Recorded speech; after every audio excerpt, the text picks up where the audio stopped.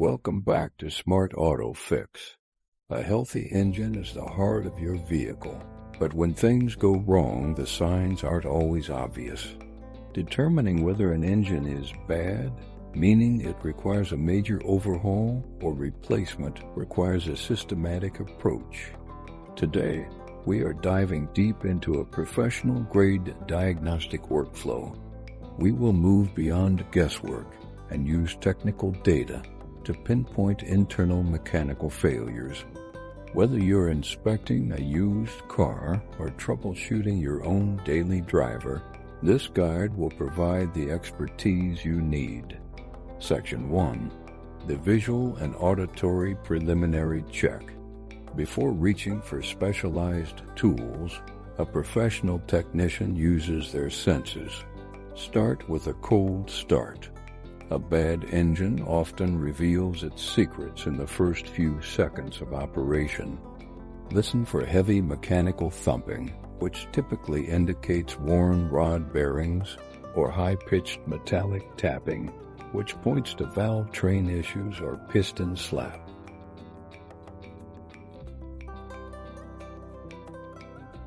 Next, inspect the fluids. Pull the oil dipstick. If the oil looks like a chocolate milkshake, you have a clear sign of coolant mixing with oil. This is usually due to a blown head gasket or a cracked block. Conversely, check the radiator reservoir. Bubbles rising through the coolant while the engine is running suggest that combustion gases are leaking into the cooling system.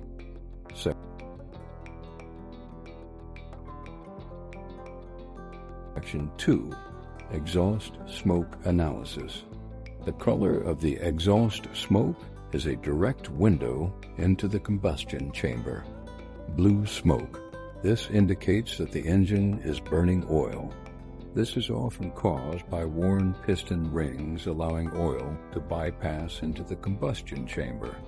Thick white smoke. This is an indicator of burning coolant. If the smoke lingers in the air and has a sweet smell, the engine has a leak. Black smoke. This usually points to an incorrect air-fuel ratio, which is often a sensor or fuel system issue rather than a bad internal engine. Section 3. The Compression and Leak Down Test. To confirm an engine is mechanically sound, we must test its ability to hold pressure. Dry compression test. Remove all spark plugs and use a compression gauge. Crank the engine and record the PSI for each cylinder. A healthy engine should have consistent readings. A variance of more than 15% between cylinders indicates a significant problem. Wet compression test.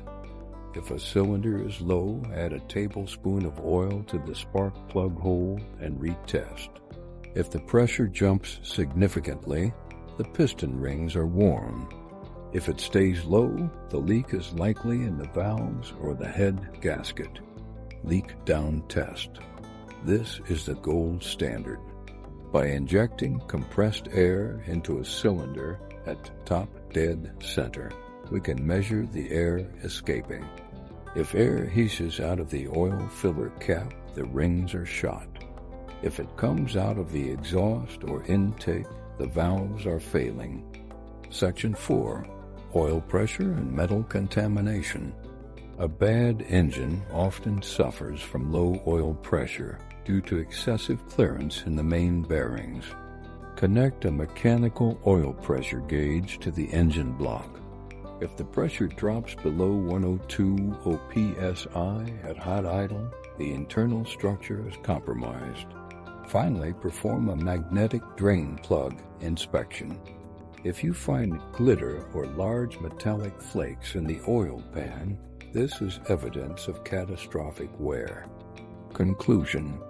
Diagnosing a bad engine is about connecting the dots between what you hear, what you see, and what your gauges tell you. By following this professional workflow, you save time, and prevent unnecessary expenses. Once the diagnostics are in and you've confirmed the engine is bad, the big question is, what now? Dealing with a failed engine is one of the most expensive challenges a car owner faces. Today, we're breaking down the professional path to fixing the problem, comparing costs, and choosing the right solution for your vehicle's future. If your tests like the block test or leak down test pointed specifically to the cylinder head, you might be in luck. The fix. We remove the cylinder head and send it to a machine shop to be resurfaced and checked for cracks. Do this if the bottom end still has high compression and the oil is clean. Replacing a head gasket and refreshing the valves is significantly cheaper than a full engine replacement.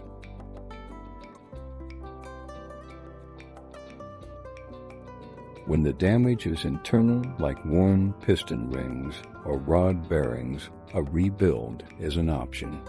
The process. The engine is completely removed and stripped to the bare block. Every component is cleaned, measured, and replaced with new pistons, bearings, and seals. The benefit. You essentially get a 0-mile engine. You know exactly what's inside. The downside. It is labor-intensive. You need a highly skilled technician and a clean environment. If the engine block itself is cracked or badly scored, a rebuild may not be possible.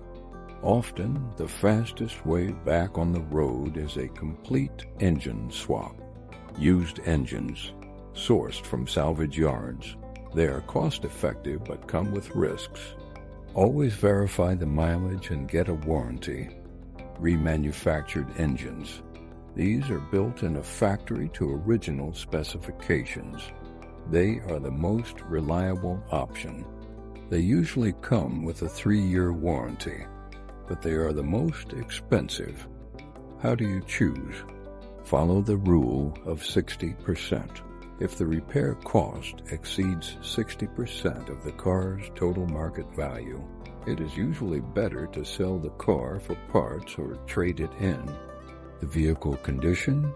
If the transmission, suspension, and body are in great shape, investing in a new engine makes sense. The goal. Are you keeping the car for 5 more years? Go with a remanufactured engine. Are you selling it soon? A high-quality used engine is the smarter financial move.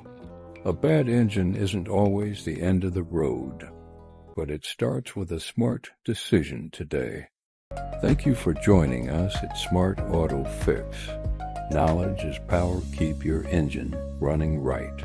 And we'll see you in the next technical deep dive.